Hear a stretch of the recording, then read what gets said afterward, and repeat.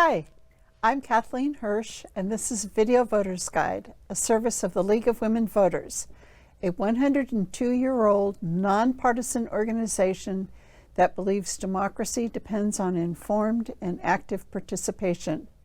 For more election information, be sure to visit our online site, vote411.org, before you mark your ballot. Today, we have Leo Groner running for West Lynn City Council. Welcome, Leo. Good morning. Tell us about your background and why you decided to run for office. Well, thank you very much for this opportunity to present my candidacy. I was born in Poland, the son of Holocaust survivors. I arrived in the United States at age 1. I have 3 children and 6 grandchildren.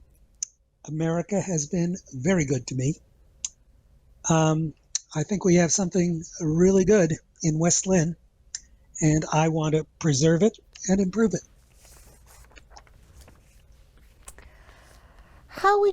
What would you do to lower the cost of building new housing in West Lynn to make it more affordable? Okay, West Lynn is mostly built up. There's a lot of infill going on, typically on some fairly steep slopes. One of the issues is basically various bureaucratic hoops that builders must go through. Much of that is in the aim of basically safety and of the environment.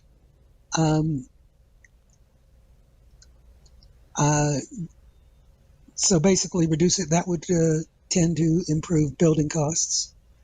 The other issue is basically keeping a sharp eye on city finances and making sure that we're getting our money's worth for what we buy and that we are running an efficient government.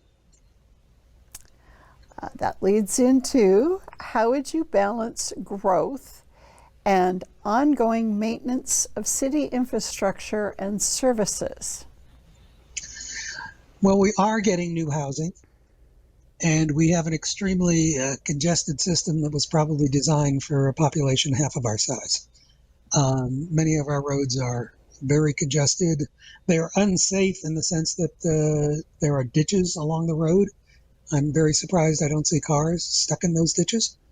We have no sidewalks, and so many of the students must walk along roads in order to get to school. So there is some real infrastructure needs. We are blessed with a number of parks. There is one potential park that is in the process of being negotiated, and apparently there's a conflict between the school board that covers this district and the city, and they're basically in the process of extensive litigation, which to me means basically the population of West Lynn is litigating against itself. I don't see the point of that. Who's going to be the winner? Yes, we have some real issues in growth. Traffic is a big issue. I-205 is being tolled, even though we probably are, well, first of all, I do support the referendum that's going to basically say that tolls must be voted on by people in the area where the tolls are going to be collected. But given I suspect that the tolls are coming anyway, there are a lot of ways in which we can mitigate the effects of tolls. Time of day tolling, basically since it's an electronic system that can tie the car to its owner, to the person.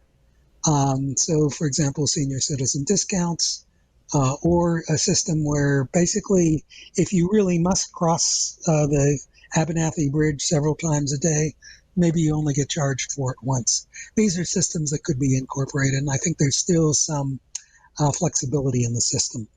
So traffic is one thing. We have some terrible stop signs that basically you can wait forever at the bottom of Willamette Falls Drive, waiting to get onto 205 or onto the Abernathy Bridge. Really think that traffic circles would do a great deal to alleviate the traffic and smooth the flow and stop a lot of frustration. Does that answer your question? Yes. You've mentioned children. What role should the city play in supporting kids during non-school times? Vacations, after school? Okay, well, parks and playgrounds are a large part of that. Again, we are blessed to have almost a dozen parks in this city. But these parks are Tanner Park is a very good park. It has well balanced between facilities for young children and older children. But I happen to live near Sunset Park, and it seems to be oriented primarily toward very young children. So a better balance of the facilities available.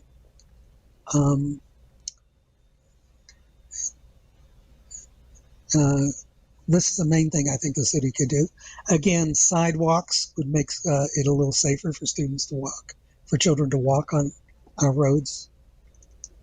I think we have a pretty effective police force, and obviously we want them keeping an eye on our children, especially going to and from school.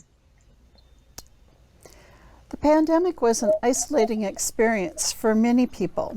If elected, what will you do to bring people together in your city and create a greater sense of community? I think it is important to promote a sense of community. People have to know and trust each other. Even if there are differences, realize that these differences are sincerely believed, and other people are not a threat or an enemy.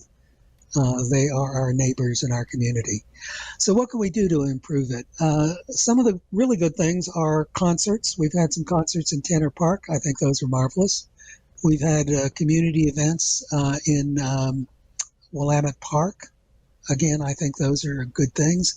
We've just yesterday had an event, the 100th anniversary of the Arch Bridge.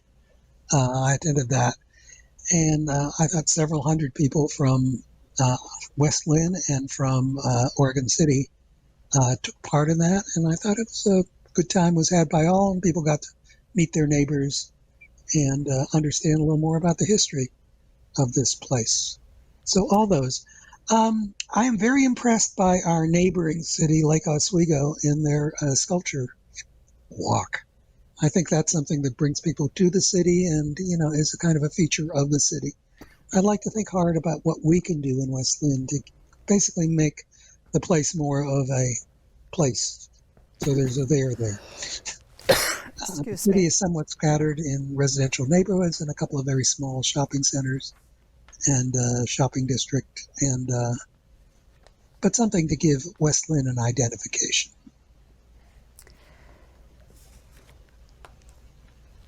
Lastly, tell us why voters should vote for you. Okay, some of my opponents claim to have lived in this district for 5 generations. I cannot claim that.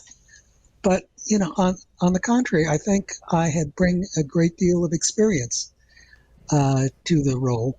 I've been in the Army. I have worked for IBM for 31 years. I worked for a number of startups in Silicon Valley. Retiring from that, I went into teaching. I have taught at middle school, at high school, college, and actually graduate school level. I've lived in several parts of the country, and I think I bring a great deal of diverse experience to the West Linn community. So no, I haven't lived here forever. I am trying to learn about the history and the issues of this place, but I do bring experience from other places, and I think that can be a valuable part of the mix of a city council. Thank you, Leo, for talking to us today. And voters, don't forget to visit vote411.org for complete candidate and ballot measure information.